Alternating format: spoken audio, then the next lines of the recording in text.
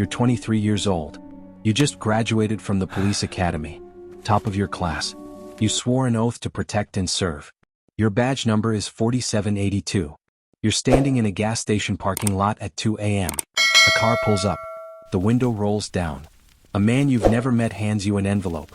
You know what's inside. $500. Good. All you have to do is look the other way when his cousin's bar stays open past legal hours. You take the envelope. You put it in your pocket. This is level 1. This is where it starts. And once you cross that line, you can never go back. You're 23 years old.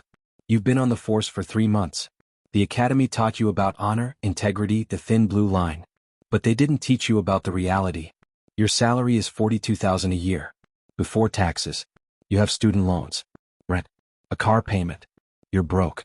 And then you meet Officer Daniels. He's been on the force for 15 years. He takes you aside one day. Kid, you want to make some extra money? Real money? You nod. He explains how it works.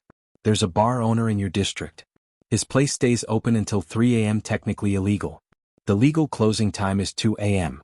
But the owner pays $500 a month to stay open that extra hour. All you have to do is drive by once a week. Make sure there are no problems. If anyone complains, you handle it. That's it. $500. Good. Tax-free. You think about it for exactly 10 seconds. You say yes. Your first month you make an extra $500. It's easy. Too easy. You just drive by the bar. You don't even go inside. The owner sees your patrol car. He nods. You nod back. The next week there's an envelope in your locker. $500 bills. You tell yourself this isn't really corruption. You're not hurting anyone. The bar owner is a good guy. His customers are just having a good time. What's the harm? But then the requests start coming. A speeding ticket that needs to disappear. A DUI that needs to be downgraded to reckless driving. A domestic violence call that needs to be filed as no incident. Each time there's money. Sometimes it's $100. Sometimes it's $500. Sometimes it's a watch. Or tickets to a game. Or a free meal at a restaurant. You take it all. Because everyone else is taking it too. This is just how things work. If you've ever received only a warning when you should have received a fine, leave a like in the comments. You may have encountered a corrupt police officer. You're 26 now. You've been taking money for 3 years. You're good at it. Quiet. Reliable. You don't ask questions. You don't talk. The other cops notice. Daniels promotes you, in a way. You become a bagman. Your job is to collect payments from businesses in your district and distribute them to the other cops on the take. There are 12 of you. A whole network. You collect from 23 businesses. Bars. Restaurants. Strip clubs. Auto shops. Even a few drug dealers who pay to operate in specific corners. You collect $10,000 a month. You keep $2,000 for yourself. The rest gets divided among the crew. Your sergeant gets $3,000. The lieutenant gets $2,000. The other cops get $500 to $1,000 each depending on their seniority. It's a well-oiled machine. Everyone gets paid. Everyone stays quiet. You also learn how to launder the money. You can't just deposit $10,000 cash into your bank account every month. The IRS will notice. So you get creative. You buy a rental property. You report rental income that doesn't exist. The dirty money becomes clean rent payments. You also start gambling. You go to the casino. You exchange cash for chips. You play a few hands. You cash out. Now the money is gambling winnings. Totally legal. But the job gets more complicated. A restaurant owner refuses to pay. He says he's done. He's closing his business and retiring. But he's been paying protection for 10 years. He knows too much. He could talk. Your sergeant tells you to handle it. You visit the restaurant owner. You're not wearing your uniform. You're in plain clothes. You sit across from him. You explain the situation calmly. You've been part of this for a decade. You can't just walk away. If you retire, fine. But you keep paying. 6 months. Then you're out. He argues. He says it's not fair. You stand up. You lean in close. Fair doesn't matter. You talk and I'll make sure the health inspector shuts you down before you can sell. You'll lose everything. He pays. One night things go wrong. You're collecting from a drug dealer. A mid-level guy who runs a corner. He's supposed to pay $1,000 a month. But this month he only has $500. He got robbed last week. Lost his stash. He's broke. You call your sergeant. What do I do? Your sergeant is clear. Teach him a lesson. Make sure everyone else knows what happens when they short us. You and another cop take the dealer to an alley. You don't kill him, but you hurt him. Broken ribs. Black eye. Message sent. The next month he pays in full. Ever wonder why some neighborhoods have more crime than others? Sometimes it's because the cops are taking payment to allow it. Crazy world we live in. You're 30 years old. You've been dirty for 7 years. You've made over $200,000 in illegal money. You've bought 2 rental properties. You drive a BMW. You take vacations to Mexico twice a year. On paper, you're just a good cop who invests wisely. But everyone in your precinct knows the truth. You're connected. You're protected. And now you're a fixer. Your job isn't just collecting money anymore. You solve problems. Big problems. A city councilman gets caught with a prostitute. She's 17. Underage. This is a career-ending scandal. Maybe even prison time. His lawyer calls your lieutenant. Your lieutenant calls you. Make it go away. You visit the girl. You offer her $20,000. She takes it. You also visit the arresting officer. He's young. New to the force. He doesn't understand how things work yet. You explain it to him. You never made this arrest. The report disappears. In exchange, you're on the protection list. Nobody messes with you. You get a share of the take. He agrees. The councilman's arrest never happened. He owes you now. And politicians who owe you are valuable. A drug dealer gets arrested with 50 kilos of cocaine. That's federal time. Life in prison. But he's connected to a cartel. And the cartel pays well. They offer you $50,000 to make the case disappear. You can't make 50 kilos vanish. But you can tamper with the evidence. You break the chain of custody. You accidentally contaminate the drugs during storage. The lab test comes back inconclusive. The case gets thrown out. $50,000 goes into your offshore account. The dealer walks free. But you're also dealing with internal threats now. A cop in your precinct, Officer Martinez, starts asking questions. He's one of the good ones. Honest. Idealistic. He notices that certain arrests never go anywhere. He notices that evidence goes missing. He starts keeping his own records. He's building a case. Not against the criminals. Against you. Your sergeant pulls you aside. Martinez is a problem. He's going to internal affairs next week. We need to stop him. You have 3 options. You can threaten him. You can blackmail him. Or you can frame him. You choose blackmail. You plant cocaine in his locker. An anonymous tip gets called in. His locker gets searched. They find the drugs. Martinez gets suspended. He screams that he was framed. But there's no proof. Internal Affairs investigates him instead of you. He gets fired 6 months later. Problem solved. But you don't sleep well that night. Martinez was a good cop. And you destroyed him. If you think most cops are good people, you're probably right. But the bad ones? They protect each other. That's the real thin blue line. You're 34 years old. You've been promoted to detective. Not because you're good at solving crimes, but because you're good at making crimes disappear. You're untouchable now. You have files on everyone. Judges, prosecutors, city officials, other cops. If anyone tries to investigate you, you destroy them. You've collected dirt on 50 people. Affairs, bribes, drug use, tax fraud. You have recordings, photos, bank statements. It's all in a safe deposit box under a fake name. Your insurance policy. You're also running your own operations now. You're not just taking bribes. You're actively involved in crime. You have a partnership with a major drug distributor. He pays you $30,000 a month. In exchange, you tip him off about DA operations. When a raid is planned, you warn him 2 days in advance. He moves his product. The DA raids an empty warehouse. They never catch him. You also run a stolen car ring. When cars get reported stolen, you check the reports. High-value cars, Mercedes, BMW, Tesla. You tip off a chop shop crew. They steal the car before other cops can recover it. You get 10% of the resale value. That's another $20,000 a month. But the money isn't enough anymore. You've become addicted to the power. You decide who gets arrested and who walks free. You decide which neighborhoods get protected and which get abandoned. You're not a cop anymore. You're a crime lord with a badge. One day a federal agent approaches you. She's FBI. She's been investigating your crew for 2 years. She knows everything. But she's not here to arrest you. She's here to recruit you. We know what you've been doing, she says. We have enough evidence to put you away for life. But we'll make it all go away. In exchange, you work for us. You give us information on the cartel. You help us bring down the big fish. You think about it. You could refuse. But if you refuse, you go to prison. So you agree. Now you're a double agent. You're still taking money from the cartel. But you're also feeding information to the FBI. You're playing both sides. It's the most dangerous game you've ever played. Because if the cartel finds out, you're dead. If the FBI finds out you're still taking money, you go to prison. You're walking a tightrope. And one wrong step ends everything. One night, the cartel tests you. They give you a contract. $500,000. All you have to do is kill a witness. A woman who saw a cartel hit. She's in witness protection. But you have access to the database. You can find her. The cartel wants her dead before the trial. You have 72 hours. This is the line. Murder. Everything else you could justify. But this is different. You sit in your car. You look at the contract.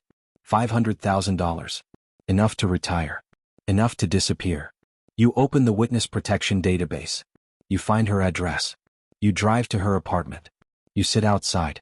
You watch her through the window. She's young. Maybe 25. She's making dinner. She has no idea you're there. You have a gun. You could do it. But you don't. You drive away. You call the cartel. I couldn't find her. The protection is too tight. They don't believe you. But they can't prove you're lying. You just made the first decision that might save your soul. But it might also get you killed. There's a quote. You either die a hero or live long enough to see yourself become the villain. Which one do you think you'd be? You're 37 years old. Everything is falling apart. The FBI is losing patience. They want results. But you've been feeding them low-level information. Nothing that actually hurts the cartel. You're still trying to play both sides. But it's not working anymore. The cartel is getting suspicious. They've noticed that some of their operations are getting raided. Not the big ones. Just the small ones. Enough to make them wonder. They send someone to talk to you. Not a negotiator. An enforcer.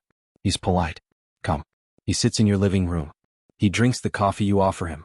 And then he says, "We think there's a rat. Someone's been talking to the feds. Do you know who it might be?"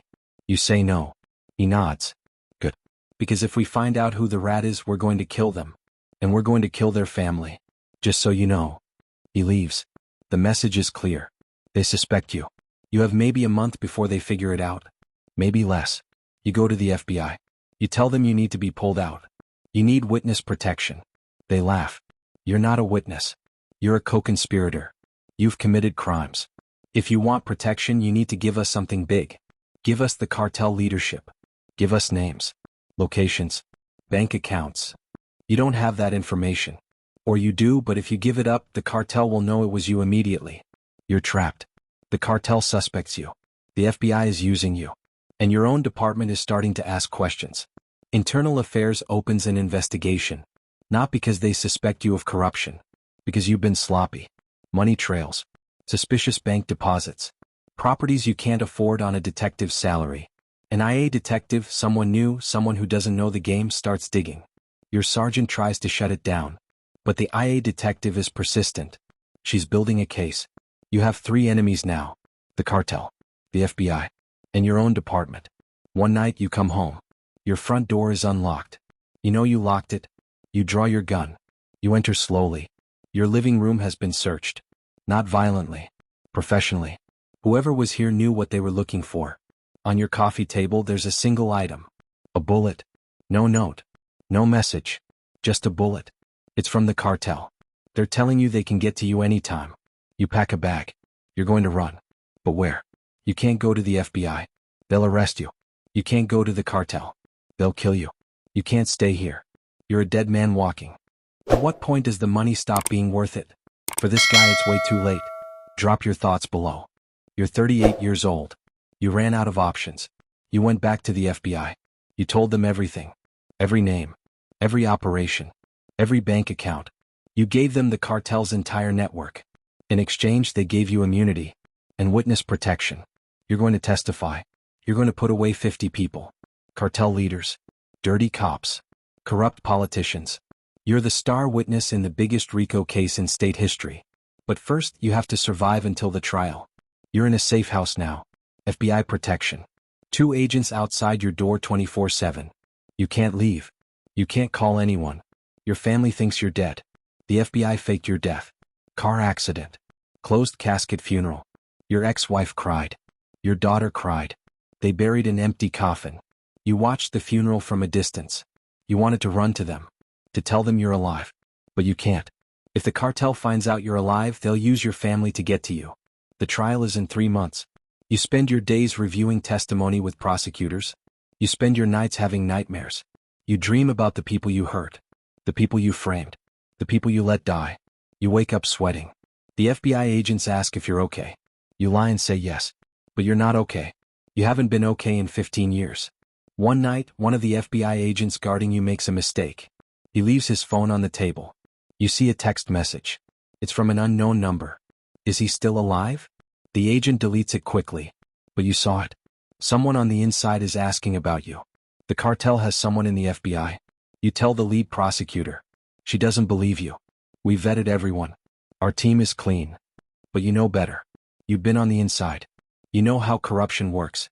If you could be bought, anyone can be bought. You stop eating the food they bring you. You stop drinking the water. You're paranoid. And maybe you're right to be. 2 weeks before the trial, there's a shooting outside your safe house. Someone tries to breach the perimeter. The FBI agents kill the attacker. It was a cartel sicario. They found you. The FBI moves you to a new location. But you know it's only a matter of time. They'll find you again. The trial happens. You testify for 6 days. You tell them everything. The courtroom is packed. Reporters. Cameras. The defendants stare at you with hate. You don't look at them. You just answer the questions. Names. Dates. Amounts. You're destroying lives. But you're saving your own. The jury deliberates for 2 days. Guilty. On all counts. 50 people go to prison. Some of them get life. Some get 20 years. Some get 10. They're all ruined. And it's because of you. After the trial, the FBI gives you a new identity. New name. New social security number. New life. They relocate you to a small town in the Midwest. Population 3,000. You get a job at a hardware store. You rent a 1-bedroom apartment. You're nobody. Just another middle-aged guy trying to get by. You can never contact your family again. You can never go back to your city. You can never be a cop again. You're 40 years old now. You've been in witness protection for 2 years. You're safe. But you're alone. You have no friends. No family. No purpose. You spend your days selling hammers and nails to strangers. You spend your nights drinking alone in your apartment. You think about your daughter. She's 18 now. She's in college. You've seen her photos on social media. You created a fake account just to watch her from a distance. She still thinks you're dead. She posted a photo on the anniversary of your death. Miss you, Dad. You cried. One day, a man walks into the hardware store. You've never seen him before. He asks for a specific type of nail. You show him where they are. He looks at you carefully. You look familiar, he says. Your heart stops.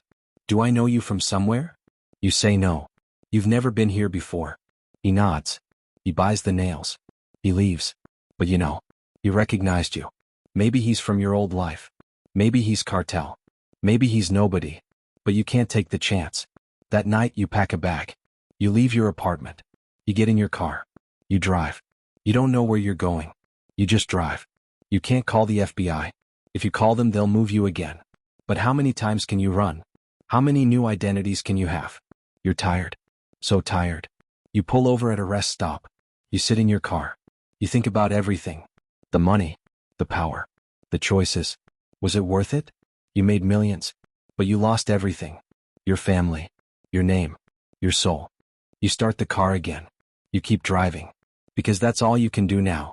Drive. Run. Hide. For the rest of your life. You're not in prison. But you're not free either. You're a ghost.